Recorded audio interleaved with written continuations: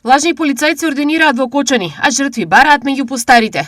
Криминалната пракса е особено нагласена во последниот период, поради што полицијата добива зголемен број на пријави. Во изминатиот период од ОВР Кочани граѓаните пријавија повеќе кривични дела измама кои се извршени врз повозрасни лица.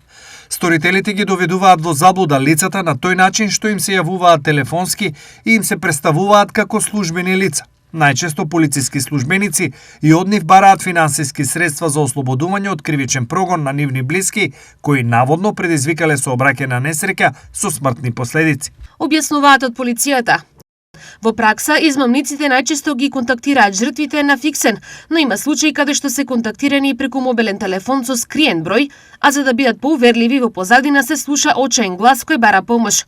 Министерството за внатрешни работи ги известува граѓаните дека се преземаат мерки и активности за расчистување на досега пријавените кривични дела и воедно апел до граѓаните да не наседнуваат на ваквиот вид на измами, а доколку бидат контактирани, веднаш да пријават, потенцираат од полицијата.